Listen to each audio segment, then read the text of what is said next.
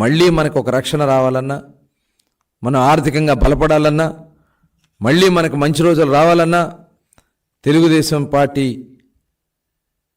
చంద్రబాబు నాయుడు గారు, పవన్ కళ్యాణ్ గారు కలిసి ఈ రాష్ట్రంలో ప్రభుత్వం ఏర్పాటు చేస్తేనే బలహీన వర్గాలకి న్యాయం జరుగుతుంది.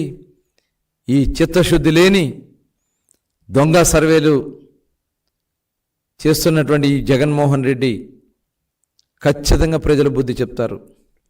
ఖచ్చితంగా వచ్చే ఎన్నికల్లో బీసీల సత్తా ఏంటో ఈ జగన్మోహన్ రెడ్డికి చూపిస్తామని కూడా తెలియజేస్తా ఉన్నా.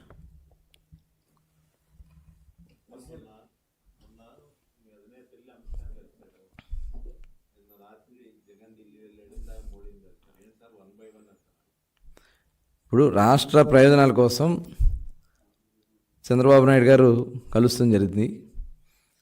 జగన్మోహన్ రెడ్డి హడావిడిగా మరి ఆయనకి భయం పట్టుకుంది. సర్వేలు మొత్తం వన్ సైడ్ చూపిస్తూ ఉన్నాయి. ఇవాళ ఈ రాష్ట్రంలో అన్ని రకాలుగా కూడా అంధకారంలో నెట్టేసినటువంటి ఈ ముఖ్యమంత్రి ఏదో రకంగా మళ్ళీ అధికారంలో రావాలని చెప్పి రకరకాల ప్రయత్నాలు చేస్తూ ఉన్నాడు. మరి ఎందుకు కలిశారు ఏంటనేది కూడా స్పష్టంగా చంద్రబాబు నాయుడు గారు త్వరలోనే అందరికీ తెలియజేయడం జరుగుతుంది.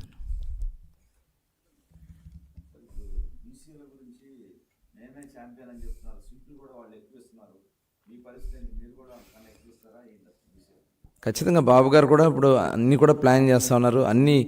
అన్ని వర్గాలకి ఉత్తరాంధ్ర కానీ, కోస్తాలో కానీ, రాయలసీమలో కానీ గతంలో కన్నా ఇప్పుడు చాలా ఎక్కువ మందికి ప్రాధాన్యత కల్పించాలనేది తెలుగుదేశం పార్టీ ఆలోచన చేస్తూ ఉంది.